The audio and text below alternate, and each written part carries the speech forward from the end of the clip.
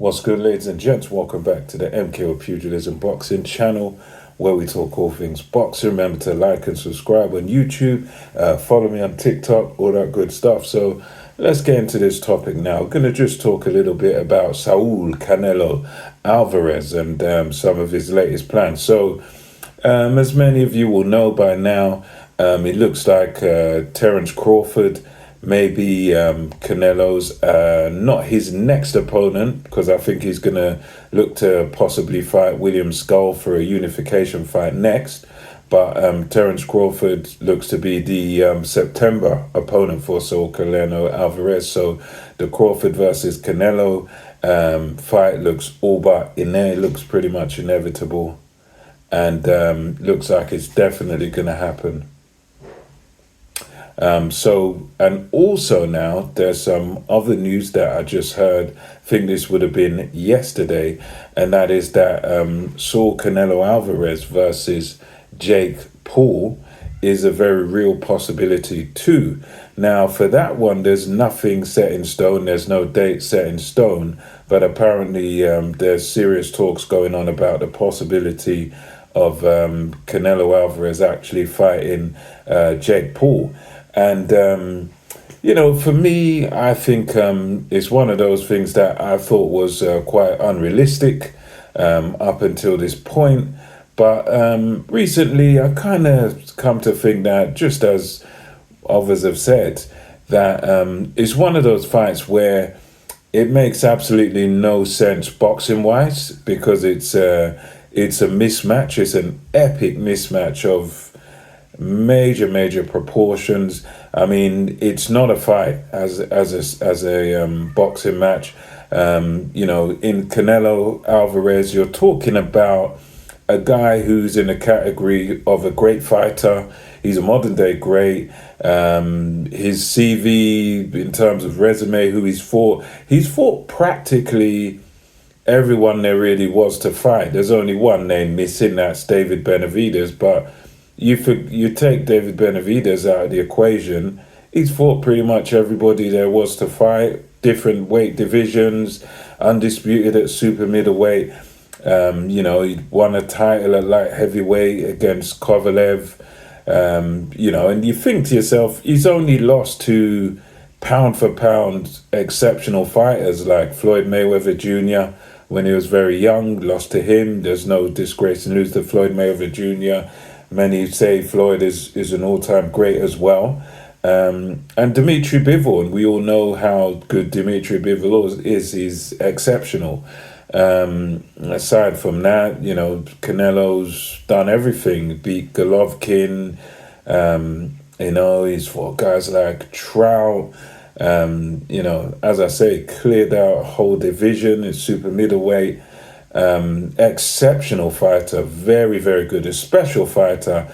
And then you've got Jake Paul, who I'll give it to him that in terms of capitalizing on things and making a lot of money off of YouTube and entertainment and pranks and all the stuff he does. Jake Paul, I'd have to say good businessman. Made himself a hell of a lot of money. So in a sense, you got to rate Jake Paul too. But as a boxing match, this makes absolutely no sense. This is a match in which Jake Paul is guaranteed to get absolutely destroyed, and it's one of those where there's no question about it. Canelo knocks him out whenever he feels like it, because there's Jake Paul, he's a novice, and again, we saw what happened even when he fought someone like a Tommy Fury, who's not particularly great. He's just a novice himself, but even against a novice pro like Tommy Fury, and not a great novice, he got found out, he got beat. That's because he just doesn't have the experience or the skill or the know-how to really do well in boxing. And, put him in there against Canelo. Canelo's going to utterly destroy him at will, whether he wants to do it in the first round or whatever he wants to carry him for a while. It will end whenever Canelo chooses. It's a complete and utter mismatch. But however, on the commercial side, I think it makes a lot of sense. And you can see by the fact that not Canelo, sorry, Jake Paul made a fortune with Iron Mike Tyson.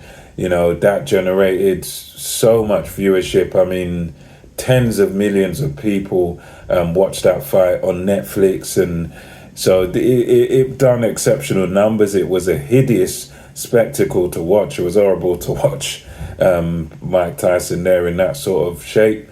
But I can imagine why executives and people, even Netflix, might look at this and think, I can understand why they would think this might be commercially viable, because I think it would sell very well. Because even people like myself, hardcore boxing fans that try and watch all the fights and not particularly into guys like Jake Paul, but I kind of respect the hustle that they do.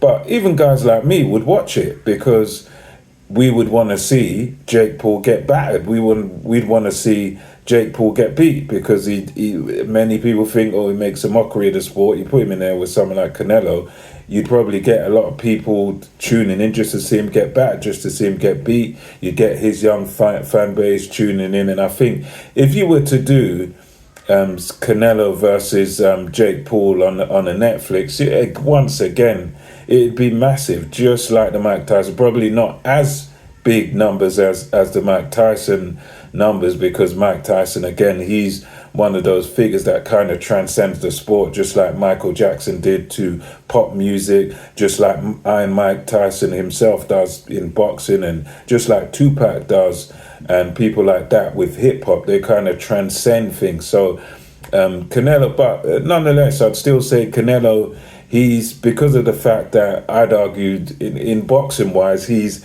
probably, if not the biggest earner in boxing, he's definitely number two. He probably is the biggest earner in boxing, and he probably is, I would say, the most popular fighter in the sport of boxing today. So you put in one of the most popular YouTubers in the world with an enormous fan base against pretty much the most commercially viable and successful and popular and richest boxer. So you're putting two extremely popular guys together. So I think, as much as it doesn't make any sense boxing wise, because it's a mismatch and it only goes one way, I think commercially and money wise, it would be a great money spinner, and it would be a great earner. So if Netflix wanted to do that, or Amazon Prime, or any platform like that, if they did it breaks the internet. It goes viral, and it makes a massive amount of money. So yeah, that's my thoughts on it. I'm not too bothered about seeing it, but I think it's a genuine possibility. And I think even a guy like Canelo, who I think initially was not going to give Jake Paul the time of day, I think even him, if you offer him, hundreds of millions of dollars to take on a YouTuber like Jake Paul, it's easy money, very, very, very easy money. And I think Canelo, as much money as he's already got, you offer him hundreds of millions, I reckon he'll do it again. So that's my thoughts on it. So let me know what you think in the comment section below. And until next time, it's MKO Boxing, over and out.